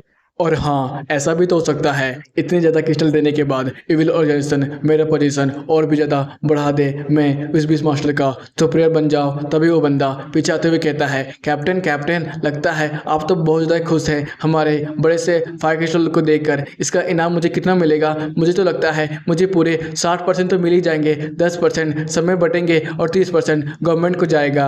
इधर कैप्टन अपना शक्ल बदलते हुए कहता है, हाँ तुम चिंता क्यों करते हो, तुमने तो बहुत बड़ा फायर क्रिस्टल को ढूंढना है, इससे तुम्हें बहुत ज़्यादा पैसे नहीं मिलेंगे। फिर वो अपने बंदूक से उसे मार देता है और कहता है, हाँ अब बताओ किसे फिर इस फायर क्रिस्टल का हिस्सा चाहिए था? यह देखकर तो सभी मारे डर के मारे बुढ़े से कांप रहे थे और कह रहे थे, अरे यार ये कैप्टन को क्या हो गया? कैप्टन ने किसी को मार दिया है। तभी लैन तुरंत ही अपने पॉकेट से बंदूक निकालते हुए कहती है, कैप्टन मुझे सब कुछ समझ में आ गया है, तुम ही वो होना जो कि हर रोज इतने सारे माइनर को बस कुछ क्रिस्टल के लिए मार रहा है। ये सब देखकर तो सब लोग बहुत ज़्यादा हैरान थे कि हमारे बीच में कोई पुलिस वाला भी है। ये देखकर तो कैप्टन भी बहुत ज़्यादा शौक था और अपने मन ही मन सोचा था, मुझे पता ही नहीं था कि हमारे बीच में कोई पुलिस वाला भी आ गया है। इधर सभी माइनर आपस से बात कर रहे थे, अरे यार हमें तो पता ही नहीं था हमारे बीच में एक पुलिस वाला है, ये तो कमाल की बात है ना कि हमारी भी जान अब आराम से बच जाएगी। इधर हम लोग लैन को देखते हैं जो कि चिल्लाते हुए कहती है, जल्दी करो उस माइनर को रेस्क्यू करो और जल्दी यहाँ से बाहर ले जाओ, मैं सबको अकेले भी संभाल सकती हूँ। यह देखकर ली अपने मन ही मन सोचा था, मुझे विश्वास नहीं हो रहा है अंकल वैंग आप ऐसा भी कर सकते हैं, आप तो उस बीस मास्टर से भी ज़्यादा खतरनाक निकले, आपने बस कुछ फायर क्रिस्टल के लिए अपने ही एक साथी को मार दिया। फिर कैप्टन अपना हाथ उठाते हुए कह रहा था, ठीक है लैन मैं अपने आप को अब सरेंडर करता हूँ, मुझे अपनी हिरासत में ले लो और मुझ पर शूट नहीं करना। फिर लैन उसके ऊपर नॉर्मल हो जाती है, लेकिन तभी कैप्टन अपने बीस्ट को समन करता है। यह देखकर लैन कहता है, जल्दी करो लीन वहाँ से हटो। इस अटैक से तो लेन बाल बचती है और वहाँ से हटती है, लेकिन कुछ देर के बाद वो हिल भी नहीं पा रही थी और अपने मन ही मन सोच रही थी, आखिर अब क्या हुआ मुझे, मैं हिल क्यों नहीं पा रही हूँ। फिर हम लोग इधर डिमोनिक स्कॉर्पियन को देखते हैं जो कि अपना ऑरा चारों तरफ ला रहा था। तभी सिस्टम एक्टिवेट होता है और सिर्फ आता है, यह है डिमोनिक स्कॉर्पियन जो कि अभी बर्सेट लेवल पर है, इसके पास बहुत सारी स्किल है और ये एक पॉइजन टाइप का बीस्ट है। फिर कैप्टन हंसते हुए कह रहा था, तुम लोग को क्या लगा तुम लोग मुझे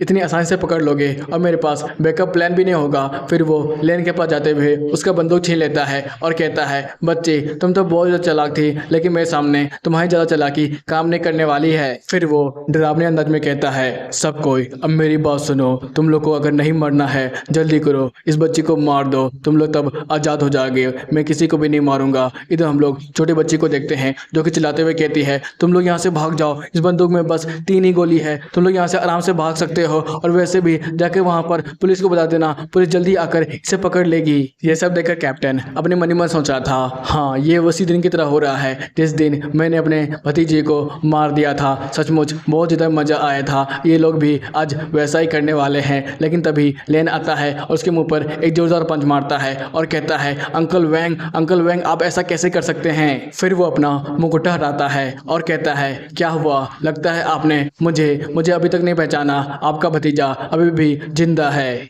लेन को देखकर तो कैप्टन बहुत ज़्यादा शौक था और अपने मन ही मन सोच रहा था, मैंने तो इस छोटी बहन को भी आग में जलाकर मारने की कोशिश की थी, लेकिन ये साला अभी तक जिंदा कैसे था। इसे तो मैंने मेरे बहुत सारे माइनर ने भी मारा था, फिर भी ये जिंदा कैसे है। फिर लेन अंकल वैंग की तरफ देखते हुए कह रहा था, क्या हुआ अंकल वैंग, लगता है अब मुझे जिंदा देखकर खुश नहीं है। फिर कैप्टन अपने बंदूक को दिखाकर खड़ा होते हुए कहते हैं, हाँ बच्चे हाँ, मैं तुम्हें जिंदा देखकर खुश नहीं हूँ, मुझे तो लगा था तुम उसी दिन मर चुके हो, लेकिन कोई बात नहीं, भगवान ने मुझे दोबारा मौका दिया है तुम्हें मारने का, चलो अब मरने के लिए तैयार हो जाओ। फिर वो सभी माइनर से कहता है, जल्दी करो, उस लड़के को मार दो, इन दोनों को अगर तुम लोग मार देते हो तो मैं तुम्हें यहाँ से जिंदा जाने का एक मौका दूंगा। तभी कैप्टन जोर से चिल्लाते हुए कहता है, क्या हुआ, तुम लोग क्या बस सोचे जा रहे हो, जल्दी करो, इन सबका खेल अगर तुम लोग नहीं खत्म करोगे तो मेरा बेस्ट या फिर ये बंदूक ही तुम लोग का खेल खत्म कर देगा। इधर तो माइनर्स को भी अब कुछ भी समझ में नहीं आ रहा था, आखिरकार वो लोग करे तो करे क्या, क्योंकि पुलिस भी लाचार बैठी हुई थी। फिर वो लोग अपने मन ही मन को सोच रहे थे। सभी माइनर्स को अपनी तरफ आता हुआ देखकर लेन अपने मन ही मन सोच रहा था, लगता है ये लोग भी मरने के लिए मेरे पास ही आ रहे हैं। तभी हम लोग देखते हैं सभी माइनर अपने अपने हथियार उठाकर धीरे कहकर लेन की तरफ ही आ रहे थे, लेकिन वो लोग लेन के आगे खड़े हो जाते हैं। ये देखकर तो लेन और कैप्टन वोंग दोनों ही शौक में थे। तभी सही माइनर एक साथ कहते हैं, बच्चे ये बड़े लोगों का काम है, इसलिए तुम बीच में मत आओ, तुम जल्दी से इस लड़की को उठाओ और यहाँ से भाग जाओ बाहर की तरफ, और सीधे जाकर पुलिस में कंप्लेन कर देना और वहाँ से हमारे लिए बैकअप बुलाना, तब तक हम इसे और उसके बेस्ट को यहाँ पर रोकते हैं। ये सब होता देखकर तो कैप्टन बहुत ज़्यादा गुस्से में जाता है और कहता है, लगता है मैंने जैसा सोचा था वैसा कुछ भी नहीं होने वाला है। फिर वो अपने बंदूक को बाहर निकालता है और यहाँ वहाँ गोली मारने लगता है। ये देखकर तो सही माइनर बहुत ज़्यादा डर चुके थे, लेकिन तभी लेन ने आइस अटैक किया था। ये देखकर तो सही माइनर फिर से कंफ्यूज थे और पीछे मुड़ते हुए कहते हैं, ये आइस अटैक कौन कर रहा है, क्या हमारे बीच में कोई बीस्ट मास्टर है। इधर हम लोग लेन को देखते हैं जिसका आइस बीस्ट बहुत ज़्यादा ही खतरनाक ऑरा अपने अंदर से बाहर निकाल रहा था और लेन अपने कैप्टन की तरफ जा रहा था और कह रहा था, अंकल वैंग तो आपको कैसा लगा। इसी के साथ यह एपिसोड भी यहीं पे ख़त्म होता है। हम लोग देखने वाले हैं हमारा लेन अब अंकल वैंग के साथ क्या क्या करता है।